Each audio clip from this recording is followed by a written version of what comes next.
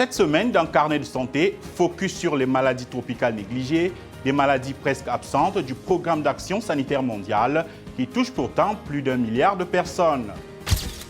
Dr Elisha Osati, médecin en Tanzanie, nous parlera de la manière dont ces maladies sont traitées dans les communautés. Nous parlons du cas précis de la dracunculose, notamment des efforts entrepris pour éradiquer cette maladie. Nous irons au Rwanda à la rencontre de certaines femmes artistes qui se servent de leur art pour briser le tabou autour des maladies mentales. Nous parlerons enfin d'une technique utilisée par les chercheurs pour détecter la tuberculose grâce au rat. C'est dans cette édition de Carnet de santé.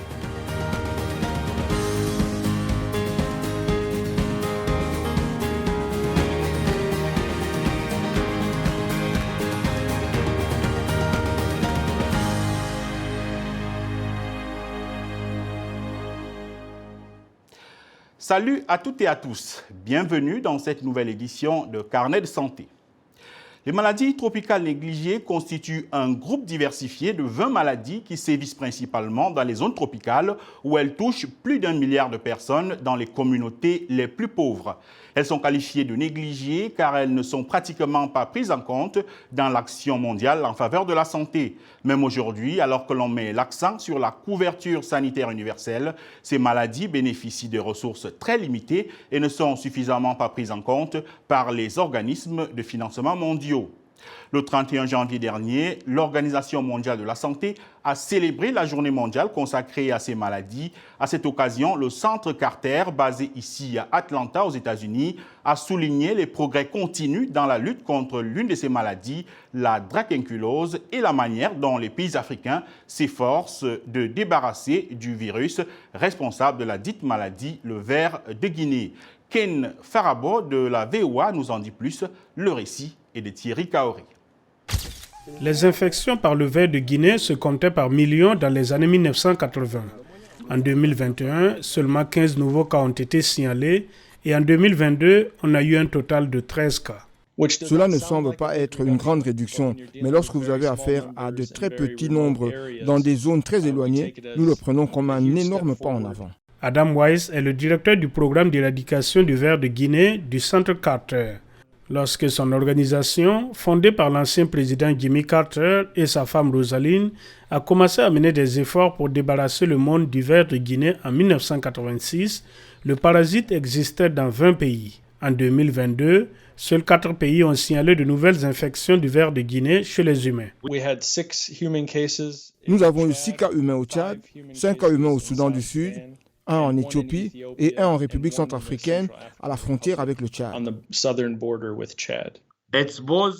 C'est à la fois une bonne nouvelle, mais pas vraiment.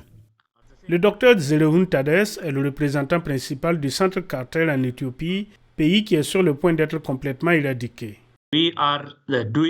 Nous pratiquons la surveillance en faisant du porte-à-porte dans chaque village qui a historiquement rapporté des cas. Nous avons donc trouvé une seule personne et nous l'avons trouvée avant sa manifestation clinique, ce qui signifie que nous soupçonnions qu'il pouvait s'agir d'un cas de ver de Guinée. Nous l'avons gardé dans une structure appelée Centre de confinement des cas. Le Centre Carter offre également des financements aux personnes qui signalent toute infection potentielle par le ver de Guinée. Ces mesures, associées à un programme visant à sensibiliser les gens à l'importance de l'eau potable et à des efforts continus de surveillance des parasites, permettent de progresser sur la voie de l'éradication complète. Nous devons nous débarrasser de tous les cas pendant 3 années consécutives. L'un des plus grands obstacles à la déclaration d'un monde libéré du ver de Guinée a été sa découverte sur les animaux domestiques et sauvages. Cela nous a fait très mal quand, en 2012, nous avons commencé à voir des infections.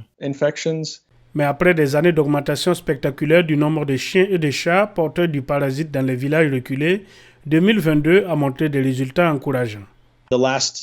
Ces dernières années, nous sommes passés de plusieurs milliers d'infections animales à un peu plus de 600 infections animales cette année dans le monde.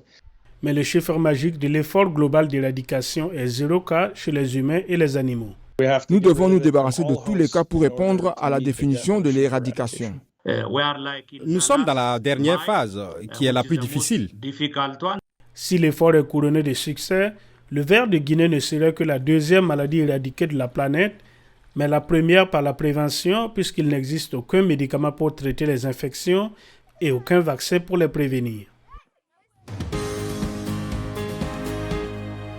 Pour en savoir plus sur les maladies tropicales négligées, notre reporter a interviewé le docteur Elisha Osati, médecin en service à l'hôpital national Muhimbili de Dar es Salaam en Tanzanie, qui nous parle de la façon dont ces maladies sont traitées dans les communautés. Suivez.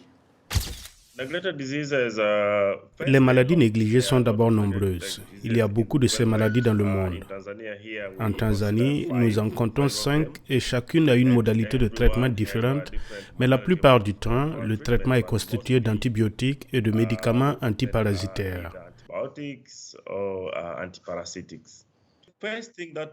Je pense que la première chose que nous devons faire pour lutter contre ces maladies est la propreté. L'hygiène, parce que la plupart de ces maladies sont dues à leur gènes. La plupart d'entre elles sont dues à l'atmosphère dans cet environnement.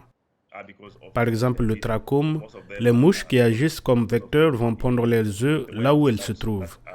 Elles pondent également leurs œufs lorsqu'il y a un contact avec des excréments humains. Il est donc important de nettoyer notre environnement.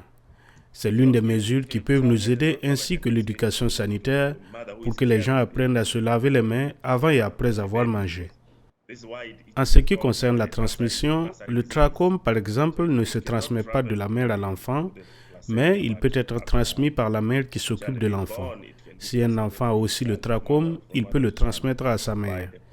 Il ne peut pas traverser le placenta, mais après la naissance de l'enfant, il peut être transmis de l'enfant à la mère ou de la mère à l'enfant par contact. Si vous touchez vos yeux et que vous touchez ensuite les yeux de quelqu'un d'autre, vous pouvez transmettre le trachome. Il n'est donc pas possible de le transmettre à un enfant à naître, mais un enfant déjà né peut le transmettre à un autre enfant.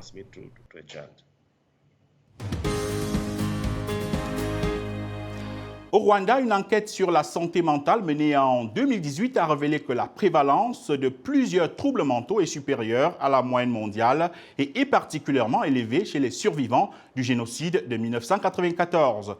Environ 25% des citoyens rwandais luttent contre le syndrome de stress post-traumatique selon cette enquête.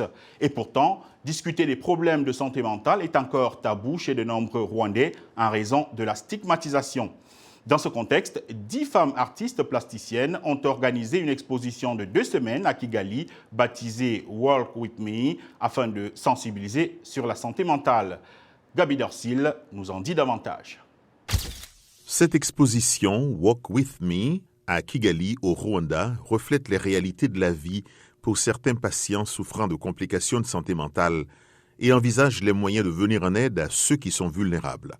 Ce sont des œuvres d'art réalisées par 10 femmes, des dessins, des photos et des peintures. Jemima Kakizi Akimanizanye est une artiste visuelle formée comme conseillère en santé mentale. Elle explique l'initiative. La santé mentale est un sujet tabou et je pense que nous en sommes tous affectés. De l'histoire de notre pays au Covid-19, plus récemment, je crois qu'il nous faut en parler afin que nous sachions comment nous soutenir les uns les autres. Myriam Ouiraguiye Birara rappelle que la santé mentale ne fait pas de discrimination. Dans cette œuvre montrant un homme réconforté par une femme, je voulais dire que les hommes ne s'avouent généralement pas vulnérables. La santé mentale ne choisit pas la sexualité ou le genre. N'importe qui peut être vulnérable. Christelle Arras, une photographe française, expose également ses photos prises en Côte d'Ivoire, des photos qui mettent en scène des femmes consommant de la drogue. Certaines d'entre elles ont abandonné la pratique après la publication de leurs photos, ce qui illustre le pouvoir de l'art de changer le statu quo. Quand on a fait des photos, quand je leur ai présenté les portraits, je leur ai demandé d'écrire 1 ou 2 phrases sur ce qu'elles ressentaient en voyant ces images d'elles. Et là, ça a été assez poignant parce que y a eu des témoignages assez forts. Les organisateurs disent que l'exposition, une nouvelle du genre, a attiré plus de 300 visiteurs en une semaine. Parmi eux, David Kwizera, qui loue l'initiative et dit que c'est un moyen efficace pour les patients en santé mentale de savoir qu'ils ne sont pas seuls.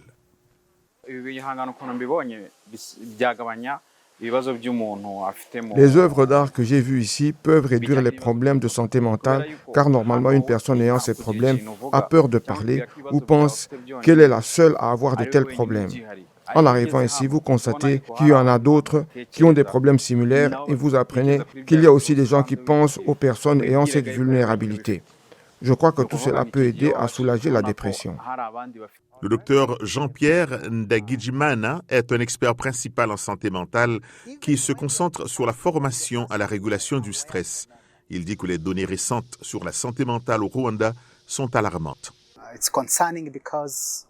La situation de la santé mentale au Rwanda est préoccupante car les chiffres, les statistiques et les histoires sont vraiment alarmants.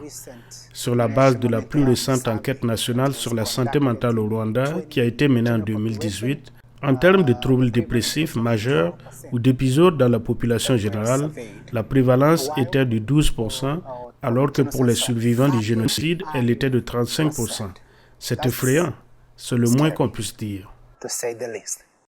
Selon des experts de la santé, le Rwanda a connu une augmentation des problèmes de santé mentale en raison du traumatisme intergénérationnel dû au génocide contre les Tutsis en 1994 et du taux élevé de chômage chez les jeunes.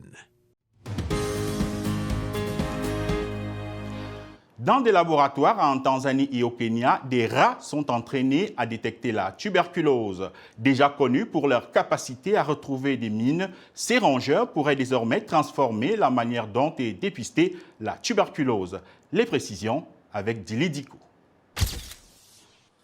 Les scientifiques du projet Apopo, une organisation belge à but non lucratif implantée en Tanzanie, considèrent ces rats géants comme des héros dans la détection de la tuberculose.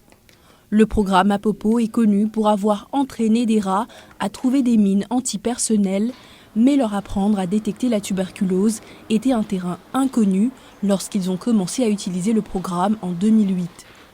Selon Joseph Soka, responsable du programme TB, tuberculose, à Apopo, la capacité des rats à détecter les agents pathogènes est élevée en raison de leur odorat très développé. La sensibilité de ces rats est aussi élevée que celle des microscopes et par rapport aux autres tests, leur sensibilité est indépendante du statut VIH.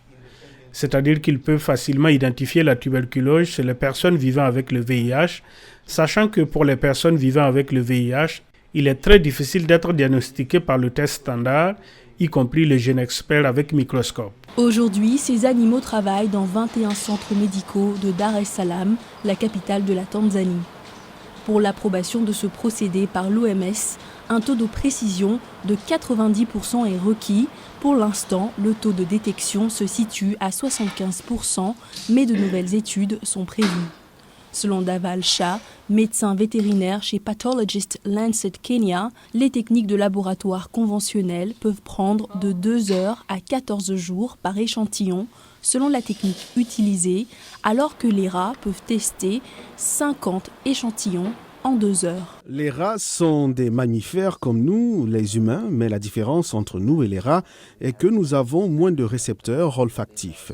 Il s'agit de cellules spéciales situées dans la muqueuse de nos voies nasales qui captent les odeurs. Les rats ont tendance à avoir 50% de la paroi nasale couverte par des récepteurs olfactifs, alors que les humains n'ont environ que 5% de la paroi couverte par des récepteurs olfactifs. Cela signifie donc qu'ils ont une plus grande capacité et un plus grand nombre de récepteurs olfactifs qui captent les différentes odeurs présentes dans l'environnement. Selon l'OMS, la tuberculose a coûté la vie à 1,6 million de personnes en 2021, dont 187 000 personnes séropositives. La maladie est la 13e cause de décès dans le monde et la 2e maladie infectieuse, faisant le plus de victimes après le Covid-19. Notre émission tire à sa fin. Pour plus d'informations sur la santé, rendez-vous sur notre site web voaafrique.com. Vos questions et réactions sont toujours les bienvenues sur la page Facebook de VOA Afrique. Merci de votre fidélité à Carnet de santé. Prenez soin de votre santé. À très bientôt.